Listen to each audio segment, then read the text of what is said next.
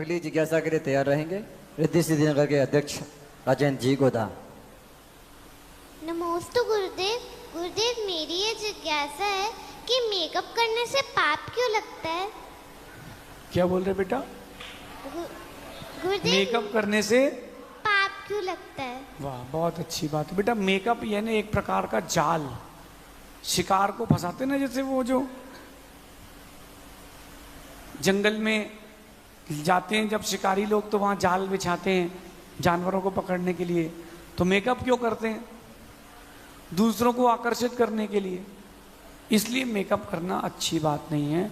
एक बात ध्यान रखना बेटा, जो श्रृंगार होता है माँ का, महिला का, स्त्री का श्रृंगार सिर्फ अपने पति के लिए होता है, दूसरे के लिए नहीं होता।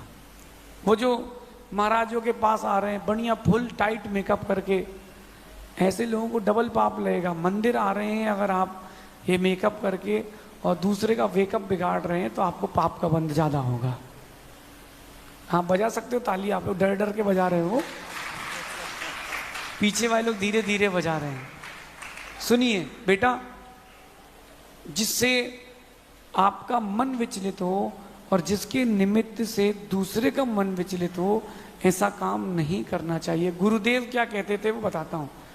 अगर कोई माँ हाथ में नेल पेंट लगाई है लाल रंग का, तो आचार्य जी कहते थे वो स्यालनी है। हाँ, नाखून लाल है, शिकार करने जा रही है या करके आ रही है। ये मेकअप बेटा बहुत अशुभ अशुद्ध चीज़ों से बनता है। कभी देखो आप, जो आंखों में चीज़ें लगाते हो या स्किन में लगाते हो, जानवरों की आंखों में डालकर उनकी टेस्टिंग की जाती है, बेचारे तड़पते हैं। आजकल तो इंटरनेट में सब अवेलेबल है। किसी जीव को मार करके आप अपने आप को सुंदर कैसे बना सकते हो? जैसे वो टीवी में ऐड आती है ना कि पिंपल हो गया, क्रीम लगा लें पिंपल ठीक हो जाएगा। मेरा प्रश्न है, वो ऐड कोई गांव की महिलाओं से नहीं कराते, किससे करवाते हैं? फिल्म एक्ट्रेस से कराते हैं। वो तो पहले से ही सुंदर है। और अगर फेयर एंड लवली लगाने से कोई गोरा होता तो भारत की एक भी भैंस काली नहीं होती।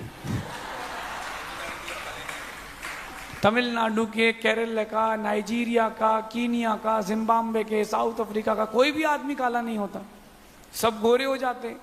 ये सब दुकान चलाने का सिस्टम है। बेटा एक बात बताता हूं, आज से 100 साल पहले पहुंच जाना।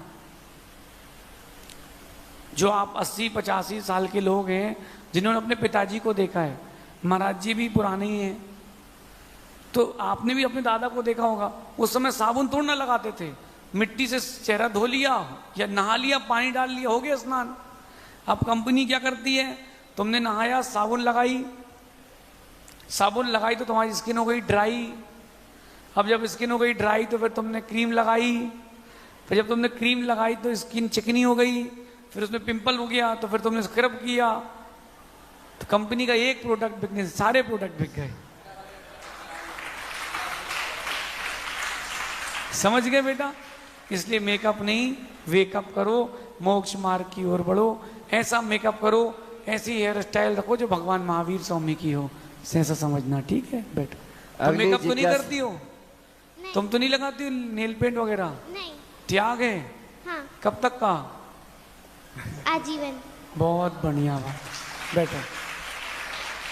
अगली जिज्ञासा के लिए तैयार रहेंगे